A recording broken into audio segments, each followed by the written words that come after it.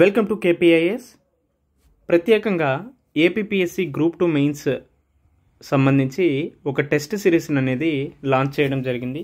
So దాదాపు ఈ 2 పేపర్స్కి సంబంధించి 4 సెక్షన్స్ ఉన్నాయి. సో ఆ 4 సెక్షన్స్లో 20 యూనిట్స్ అనేవి ఉండడం జరిగింది. ఆ 20 యూనిట్స్కి అనుగుణంగా డైలీ టార్గెట్స్, వీక్లీ టార్గెట్స్ అనేవి కూడా అందించడం జరుగుతుంది.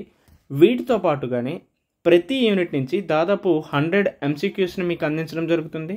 ఇది మాత్రమే కాకుండా ప్రతి అంశం మీద 100 పాయింటర్స్ని కూడా అందిస్తూనే ఈ టెస్ట్ సిరీస్లో దాదాపు 4400 పైచిలుకు MCQస్ను కూడా అందించడం జరుగుతుంది. సో ఈ కోర్సు యొక్క ఫీజు, ఈ టెస్ట్ సిరీస్ యొక్క ఫీజు అనేది 5,000 రూపాయలకి అందించడం జరుగుతుంది. సో ప్రత్యేకంగా గ్రామీణ విద్యార్థులను దృష్టిలో పెట్టుకొని, అదేవిధంగా ఇతర విద్యార్థుల రిక్వెస్ట్ మేరకు 2,500 రూపాయలకే అందించడం జరుగుతుంది. సో ఇఫ్ ఇన్ కేస్ ఎవరైనా ఇంట్రెస్ట్ క్యాండిడేట్స్ ఉంటే ఈ నెంబర్కి కాల్ చేసి అడ్మిషన్ తీసుకోండి. Welcome to KPIS, myself Manikanta. Daily prelims ప్రభాతంలో భాగంగా మనం ఇండియన్ హిస్టరీ, పాలిటిక్స్ సంబంధించినటువంటి MCQs గురించి డిస్కస్ చేసుకున్నాం. ఈరోజు కొన్ని ఇండియన్ హిస్టరీకి సంబంధించినటువంటి MCQs గురించి డిస్కస్ చేసుకుందాం. సో ఈరోజు మెయిన్గా శాతవాహనులకు సంబంధించినటువంటి అంశాల మీద ఫోకస్ చేస్తూ చదువుకుందాం. సో ఈ శాతవాహనస్ అటు ఏపీ, అదేవిధంగా TGPSC గ్రూప్ 2కు సంబంధించినటువంటి సిలబస్లో మనకి ప్రత్యేకంగా ఇవ్వడం జరిగింది. అట్ ది సేమ్ టైం ఎక్కువగా మార్క్స్ రావడానికి, ఎక్కువగా MCQs రావడానికి స్కోప్ ఉన్నటువంటి సబ్జెక్ట్ కాబట్టి, టాపిక్ కాబట్టి దీని గురించి ప్రత్యేకంగా MCQs చదువుకోవాల్సిన అవసరం ఉంది. రైట్, ఈ విధంగా చూసుకుంటే ఫస్ట్ క్వశ్చన్ చూద్దాం. So consider the following statement with reference to Satavahanas. శాతవాహనకు సంబంధించి స్టేట్మెంట్స్ ఇచ్చారు, విచ్ వన్ ఈజ్ కరెక్ట్ అని అడిగారు. సో ఫస్ట్ చూసుకుంటే శాతవాహన రూలు, వాళ్ళ రూల్లో మెయిన్గా ఆదాయం అనేది వ్యవసాయం నుంచే రావడం జరిగిందని చెప్పారు. So during Satavahana rule agricultural was the main source of the income. Option 2 చూసుకుంటే half of the agricultural produce collected as tax. So agricultural ప్రొడ్యూస్లో సగభాగము ల్యాండ్ ట్యాక్స్కే వెళ్ళిపోయేది అని చెప్పారు. సో భూ రెవెన్యూకే వెళ్ళిపోయేది అనేసి చెప్పారు. థర్డ్ ఆప్షన్ చూసుకుంటే early Satavahanas followed Vedic religion. So early Satavahanas ఎవరైతే ఉన్నారో వాళ్ళు వేదిక్ రిలీజియన్ ఫాలో అవడం జరిగిందన్నారు. Fourth option the later Satavahanas patronized Buddhism. So later శాతవాహనులు ఎవరైతే ఉన్నారో వాళ్ళు బౌద్ధ మతాన్ని ప్యాట్రనైజ్ చేశారు అని చెప్పారు. So which one is correct అని అడిగారు. సో ఆన్సర్ ఏంటి? Only 3 statements right. సో ఏంటి తప్పుడు స్టేట్మెంటు అంటే, ఇక్కడ అగ్రికల్చరల్ ప్రొడ్యూస్ ఏదైతే ఉందో అది ల్యాండ్ ట్యాక్స్గా కేవలం 1/6గానే తీసుకెళ్లేవారు. ఇక్కడ 1/2 అని ఇచ్చారు. Half of the agricultural produce was collected as land tax is incorrect statement. So మిగతా 3 స్టేట్మెంట్స్ కూడా కరెక్టే. మెయిన్గా అగ్రికల్చర్ అనేది అక్కడ మెయిన్ సోర్స్ ఆఫ్ ద ఇన్కమ్గా ఉండేది. రైట్, అదేవిధంగా ల్యాండ్ ట్యాక్స్ ఎంత ఉండేదంటే 1/6గా ఉండేది. ఎర్లీ శాతవాహనాసు వేదిక్ రిలీజియన్నే ఫాలో అవడం జరిగింది. ఏ విధంగా తెలిసిందంటే అక్కడ వాళ్ళు వాజ్పేయి యాగం, అశ్వమేధ యాగాల్ని చేశారు. రైట్, అదేవిధంగా లేటర్ శాతవాహనస్ బుద్ధిజాన్ని ప్యాట్రనైజ్ చేయడం జరిగింది. ఫర్ ఎగ్జాంపుల్ యజ్ఞశ్రీ శాతకర్ణి అవ్వచ్చు, ఈవెన్ గౌతమిపుత్ర శాతకర్ణి టైంలో కూడా మనకి బౌద్ధ మతం అనేది ఎక్కువగా కనిపిస్తుంది. రైట్, తర్వాత క్వశ్చన్ చూసుకుంటే match the following officials with their corresponding roles in the Satavahana administration. So ఒక 5 ఆఫీషియల్స్ ఇచ్చారు, వాళ్ళ యొక్క రోల్స్ గురించి కూడా ఇచ్చారు. విచ్ వన్ ఈస్ కరెక్ట్ అని అడిగారు. సో రజుక, ప్రతీహార, ఉపరక్షిత, మహా ఆర్యక, హిరానిక. సో వాళ్ళకి సంబంధించినటువంటి రోల్స్ పక్కన ఇచ్చారు.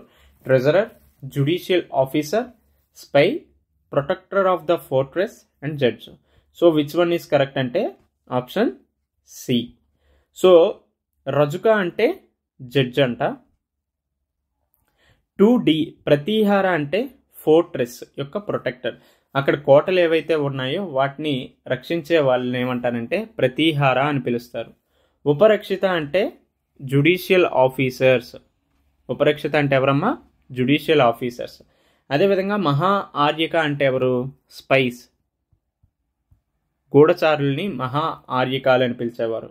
హిరానికను ట్రెజరర్గా పిలవడం జరిగింది. సో ఈ విధంగా మ్యాచ్ ద ఫాలోయింగ్ చూస్తే రజుకాని జడ్జిగా పిలిచేవారు, అంటే న్యాయవాది. అయితే ప్రతీహారాన్ని ప్రొటెక్టర్ ఆఫ్ ద ఫోర్ట్రెస్, కోటల యొక్క రక్షణ దళాధిపతిగా ఉండేవారు. ఉపరక్షిత అని గూఢచారిగా పిలిచేవారు. మహా ఆర్యక అని జ్యుడిషియల్ ఆఫీసర్గాను, హిరానికను ట్రెజరర్గా పిలవడం జరిగింది. రైట్, ఈ విధంగా మనకి మ్యాచ్ ద ఫాలోయింగ్ అవ్వచ్చు, లేదంటే అఫీషియల్స్ వాళ్ళకి సంబంధించినటువంటి రోల్స్ ఏంటి, ఈ విధంగా అడగడానికి స్కోప్ ఉంటుంది. రైట్, తర్వాత which of the following pairs are correctly matched అని అడిగారు. సో ఇక్కడ ఆఫీసర్ ఇచ్చారు అండ్ ఆల్సో రోల్ ఇచ్చారు. విశ్వమాత్య, మహాతలవార, మహామాత్య. సో వాళ్ళ యొక్క రోల్ కూడా పక్కన ఇచ్చారు. Prime minister, chief body guard of the kind, chief body guard of the king, minister of finance. So choose the correct answer using the code given below. So ఇందులో ఏదైతే correct అంటే all of the above, అన్నీ కూడా సరైనటువంటి స్టేట్మెంట్సే. విశ్వమాత్య అని prime minister, ప్రధానమంత్రిగా పిలిచేవారు. మహాతలవార అంటే కింగ్ యొక్క చీఫ్ బాడీ గార్డ్గా ఉండేవారు. మహామాత్య అని మినిస్టర్ ఆఫ్ ఫైనాన్స్గా పిలవడం జరిగింది. రైట్, ఈ విధంగా ఈ 3 స్టేట్మెంట్స్ కూడా కరెక్ట్ స్టేట్మెంట్స్ అనేది గుర్తుపెట్టుకోండి. రైట్, తర్వాత క్వశ్చన్ చూసుకుంటే how many of the following titles Gautamiputra Satakarni mentioned in the Nasik inscription. So ఇక్కడ మనకి 2 క్వశ్చన్స్ ఇచ్చారు. ఒకటి గౌతమిపుత్ర శాతకర్ణికి సంబంధించి నాసిక్ ఇన్స్క్రిప్షన్స్. సో ఈ నాసిక్ ఇన్స్క్రిప్షన్ ఇష్యూ చేసింది ఎవరంటే గౌతమి బాలశ్రీ గారు ఇష్యూ చేయడం జరిగింది. సో ఈ గౌతమి బాలశ్రీ ఎవరంటే గౌతమిపుత్ర శాతకర్ణి వాళ్ళ అమ్మగారు. రైట్, ఇక్కడ ఈ నాసిక్ ఇన్స్క్రిప్షన్లో గౌతమిపుత్ర శాతకర్ణికి సంబంధించినటువంటి బిరుదులు, టైటిల్స్ అనేవి ఇవ్వడం జరిగింది. అందులో ఏవి కరెక్ట్ అని అడిగారు. సో ఒకటి త్రిసముద్ర తోయ పితవాహన, క్షత్రియ దర్పమాన మర్దన, దక్షిణ సముద్రాధీశ్వర, వర్ణ సాంకర్య నిరోధక, క్షహరాట వంశ నిర్వశేషకార.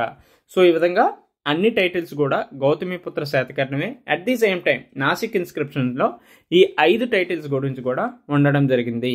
సో ఇక్కడ దీనికి సంబంధించినటువంటి ఎక్స్ప్లెనేషన్ ఇచ్చారు. అసలు ఎందుకు మెయిన్గా ఈ టైటిల్స్ ఆయనకు వచ్చాయి అనే అంశం గురించి చూద్దాం. So Gautamiputra Satakarni was a prominent ruler of Satavahana empire in the present day Deccan region of India. Is often mentioned as the one of the greatest rulers of the Satavahana dynasty. So మనకి శాతవాహన ఎంపైర్లో దాదాపు 30 మంది రాజులు ఉన్నారు కదా. సో అందులో గ్రేటెస్ట్ రూలర్ ఎవరంటే 23వ రాజు అయినటువంటి Gautamiputra Satakarni. So మన బాలకృష్ణ గారు. Is rain is dated variously with some sources placing between 86-110 CE with others suggest. So different perceptions ఉన్నాయి ఏ టైం అనే దాని మీద. The information about him comes from his coins. So మెయిన్గా ఈ ఇన్ఫర్మేషన్ అంతా కూడా కాయిన్స్, ఆయన యొక్క నాణేలకు సంబంధించినటువంటి అంశాల ద్వారా తెలిసింది. రైట్, అదేవిధంగా ఇన్స్క్రిప్షన్స్ గురించి, రాయల్ జీనియాలజీస్, సో పురాణాల్లో ఉన్నటువంటి వంశానుక్రమానికి సంబంధించినటువంటి అంశాల ద్వారా ఈయన యొక్క కాలం గురించి చెప్పారు. Right, his mother Gautami Balashri is known for the Nasik prashasti inscription which credits him the extensive military conquest and reviving the Satavahana power after decline caused Shaka invasion. So ఆ టైంలో శకాస్కి అదేవిధంగా శాతవాహనస్కి చాలా వరకు కాన్ఫ్లిక్ట్స్ జరిగాయి. సో ఈ కాన్ఫ్లిక్ట్స్ క్రమంలో ముందు గౌతమిపుత్ర శాతకర్ణి కంటే ముందు ఉన్నటువంటి రాజులు ఎవరైతే ఉన్నారో వీళ్ళు శకుల దగ్గర చాలా వరకు ఓడిపోయారు. సో తర్వాత శకుల నుంచి శాతవాహన ఎంపైర్ని అంత స్ట్రాంగ్గా తయారు చేసింది గౌతమిపుత్ర శాతకర్ణి అనేసి మనకి నాసిక్ ప్రశస్తి ఇన్స్క్రిప్షన్లో గౌతమి బాలశ్రీ గారు చెప్పడం జరిగింది. సో ఇఫ్ ఇన్ కేసు మనం బాలకృష్ణ మూవీ చూస్తే గౌతమిపుత్ర శాతకర్ణి, అందులో ఇంటర్వెల్ ముందు ఫైట్ ఉంటుంది కదా. సో ఆ ఇంటర్వెల్ ముందు ఫైట్లో ఈ శకా ఇన్వేజన్కి సంబంధించినటువంటి అంశాల గురించే ఉంటాయి. అట్ ది సేమ్ టైం ఆ శకా కింగ్ అయినటువంటి నహపానుడిని కూడా ఓడించడం జరుగుతుంది. సో దాని ద్వారానే ఆయనకి క్షహరాట వంశ నిర్వశేషకార అనే టైటిల్ కూడా వస్తుంది. రైట్, అదేవిధంగా Trisamudra Toya Pitavahana, lord of the 3 seas is mentioned as one of the Gautamiputra Satakarni titles in the Nasik inscription. So ఈ విధంగా ఇటు bay of Bengal, Arabian sea, హిందూ మహాసముద్రం, సో ఈ 3టికి సంబంధించి త్రిసముద్ర తోయ పీత వాహన. సో ఆ 3 సీస్కి సంబంధించి లార్డ్గా ఉండడం జరిగింది అనేసి ఒక టైటిల్ ఉంది.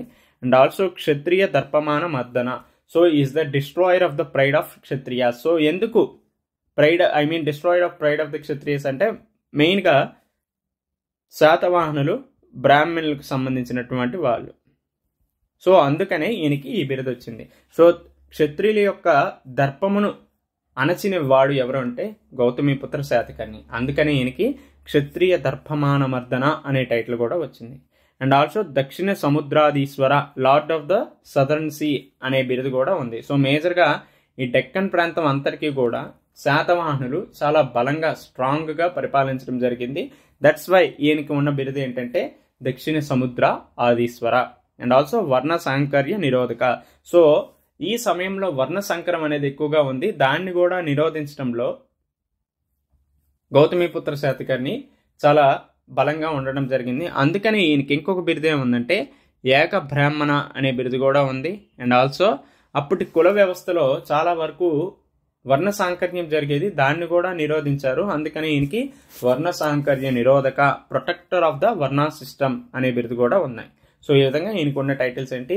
త్రిసముద్ర తోయ పీతవాహన, క్షత్రియ దర్పమాన మర్దన, దక్షిణ సముద్రాధీశ్వర, వర్ణ సాంకర్య నిరోధక, క్షహరాట వంశ నిర్వశేషకార, అదేవిధంగా ఏకబ్రాహ్మణ అనే టైటిల్స్ ఉన్నాయి.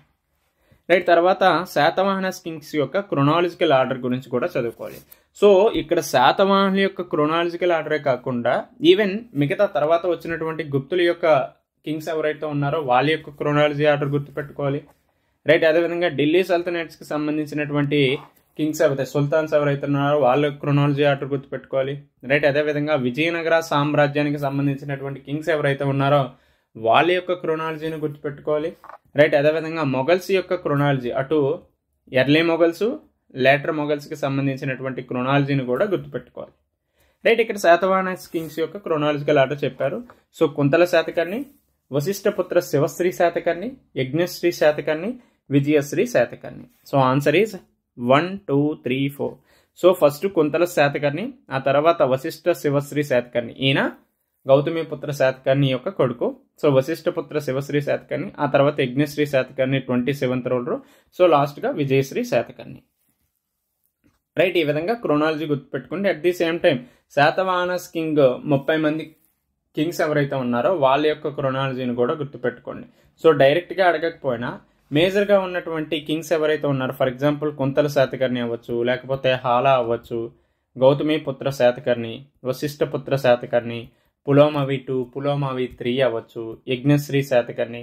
సో ఈ విధంగా ఇంపార్టెంట్ కింగ్స్ ఎవరైతే ఉన్నారో వాళ్ళ గురించి ఇచ్చి వాళ్ళ క్రొనాలజీ ఆర్డర్ కూడా అడగడానికి స్కోప్ ఉంటుంది. కాబట్టి ఈ అంశాలను గుర్తుపెట్టుకోండి.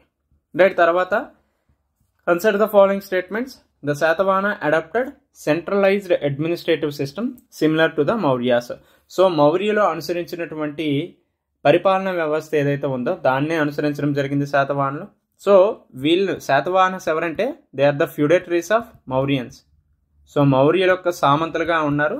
సో మౌర్యులు పతనం అయిపోయిన తర్వాత ఈ డెక్కన్ ప్రాంతంలో వీళ్ళు స్వతంత్రాన్ని ప్రకటించుకోవడం జరిగింది. So administrative unit ahara was unique to the Satavahana period. The Satavahanas kings followed a hereditary monarchy and often assumed names after their mothers. Fourthly, the Satavahanas were influenced by the Ardhashastra of Kautilya and Dharmasastras of Manu in their governance. So వారి పరిపాలనలో మెయిన్గా అర్థశాస్త్ర అదేవిధంగా మనుధర్మశాస్త్రాన్ని అనుసరించడం జరిగిందన్నారు. And also the Nasik and Karle cave inscriptions provide detailed accounts of the Satavahanas administrative system. So Nasik అదేవిధంగా Karle cave inscriptions ఏవైతే ఉన్నాయో వాటిలో మెయిన్గా శాతవాహనుల యొక్క పరిపాలన వ్యవస్థ గురించి ఇన్ డీటెయిల్గా చెప్పడం జరిగింది. So which one is correct అన్నాడు. సో ఏది రైటు అనే అంశాన్ని చూద్దాం. సో దానికి సంబంధించి ఎక్స్ప్లెనేషన్ ఇచ్చారు. Even though the Satavahanas followed Mauryan administrative system, the features of decentralisation appear in the administration of Satavahanas. So వీళ్ళు ఫ్యూడేటరీస్ ఆఫ్ మౌర్యన్స్ అయినప్పటికీ కూడా వీళ్ళు సెంట్రలైజ్డ్ అడ్మినిస్ట్రేటివ్ కాకుండా డీసెంట్రలైజ్డ్ అడ్మినిస్ట్రేషన్ని అనుసరించడం జరిగింది. అంటే వికేంద్రీకృతమైనటువంటి పరిపాలనా వ్యవస్థను అనుసరించడం జరిగింది. కాబట్టి మొదటిది తప్పు. రైట్, అదేవిధంగా the administrative unit of ahara of Mauryans was present in the Satavahana period also. Hereditary monarchy was in weak though some of the Satavahanas kings assumed named after their mothers. So మెయిన్గా వీళ్ళు దేన్ని అనుసరించారంటే అర్థశాస్త్ర మనుధర్మశాస్త్రాన్ని అనుసరించి వాళ్ళ పరిపాలన వ్యవస్థ ఉండేది. నాసిక్ అండ్ కార్లే కేవ్ ఇన్స్క్రిప్షన్స్లో వీళ్ళ యొక్క అడ్మినిస్ట్రేషన్ సిస్టమ్ గురించి మేజర్గా చెప్పడం జరిగింది. సో ఇక్కడ అహారాకు సంబంధించినటువంటి అంశం ఏదైతే ఉందో ఇది రైటు.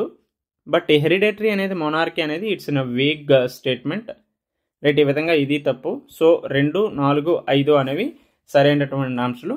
సో ఓన్లీ 3 అనేది కరెక్ట్ అని తెలుస్తుంది, రైట్. తర్వాత చూసుకుంటే the name of army camps located in towns during Satavahanas period. So Satavahanas పీరియడ్లో కొన్ని టౌన్స్ ఉండేవి, సో అక్కడ ఆర్మీ క్యాంప్స్ ఉండేవి, దానికి సంబంధించినటువంటి పేర్లు ఏమిటో కరెక్ట్గా సూచించడం అని చెప్పారు. సో ఈవెన్ రీసెంట్గా జరిగినటువంటి ఏపీఎస్సీ గ్రూప్ 2 ప్రిలిమ్స్లో కూడా ఈ క్వశ్చన్ అడిగారు, రైట్. ఈ విధంగా చూసుకుంటే ఆన్సర్ ఏమవుతుంది? కటకం. So during the Satavahana period katakam refer to the special military camps or cantonment areas. These camps also served as an administrative centers when the king was present. So ఈ కటకం అనేవి స్పెషల్ మిలిటరీ క్యాంప్స్ గాను cantonment areas గాను పనిచేసేవి. అయితే king present అయినప్పుడు even అవి administrative సెంటర్స్గా కూడా వర్క్ చేసేవని చెప్పడం జరిగింది, రైట్. తర్వాత లాస్ట్ క్వశ్చన్ చూసుకుంటే the Gautamiputra Satakarni is known to have promoted the intermixing of varnas as evidence by the Nasik inscription. So ఇక్కడ మనకి గౌతమిపుత్ర శాతకర్ణి వర్ణ సిస్టాన్ని ప్రొటెక్ట్ చేసేవాడిగా ఉన్నాడు అనేసి ఆల్రెడీ మనం ప్రీవియస్ ఎంసీక్యూలో చెప్పుకున్నాం. అందుకనే ఈయనకు ఒక టైటిల్ కూడా ఉందని చెప్పాం. ఏంటా టైటిల్? వర్ణ సాంకర్య నిరోధక, protector of the varna system అనేసి ఉంది కూడా చెప్పాం, కాబట్టి ఈజీగా దీన్ని ఎలిమినేట్ చేయొచ్చు. So the Gautamiputra Satakarni is known to have promoted, not promoted the intermixing of varnas. So that's why ఈయన ఏమని పిలుస్తారంటే కుల వ్యవస్థని ఏ విధంగానూ ఇది చేయకుండా ఉన్నారు. So is the protector of the varna system. So second option చూసుకుంటే the Satavahanas introduce the system of tax free land grants to Brahmins in southern India, continuing a practice first established by the Mauryan in India. So ఈ విధంగా బ్రాహ్మణులకి land grants ఇచ్చేటటువంటి వ్యవస్థ మొదటగా మనకి శాతవాహనుల నుంచే మొదలైంది, మౌర్యన్స్ నుంచి కాదు. సో ఈ విధంగా ఇది తప్పు. The caste system during Satavahana period was rigid and there was no instances of inter caste marriages. So even Satavahanas టైంలో కూడా మనకి ఇవి ఉండేవి. సో ఏంటి, శాతవాహన యొక్క క్యాస్ట్ సిస్టమ్ అనేది అంత రిజిడ్ కాదు, ఇంటర్ క్యాస్ట్ మ్యారేజెస్ కూడా ఉండేవి అనేసి మనకి లీలావతి పరిణయం ద్వారా తెలుస్తుంది. సో ఈ లీలావతి పరిణయంలో హాలుడు అదేవిధంగా లీలావతికి సంబంధించి ఇంటర్ క్యాస్ట్ మ్యారేజ్ అనేది కూడా జరిగింది. సో ఈ విధంగా ఇది కూడా తప్పు. So there was no slavery during Satavahana. So ఇక్కడ శాతవాహనులకు సంబంధించి స్లావరీ అనేది కూడా లేదు, స్లావరీ అనేది కూడా ఉంది. సో అయితే ఏది సరైనటువంటి సమాధానం అనేది చూస్తే మేజర్గా ఇక్కడ అన్నీ కూడా తప్పే అని తెలుస్తుంది. But see what's the explanation is there. So the Nasik inscription does not evidence Gautamiputra Satakarni promoting the intermixing of varnas. So of course ఇది right.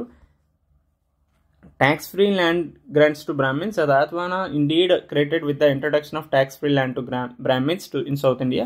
This practice was a continuation of Mauryan policy of granting lands to Brahmins, which helped in the propagation of Brahmanism and their supporters.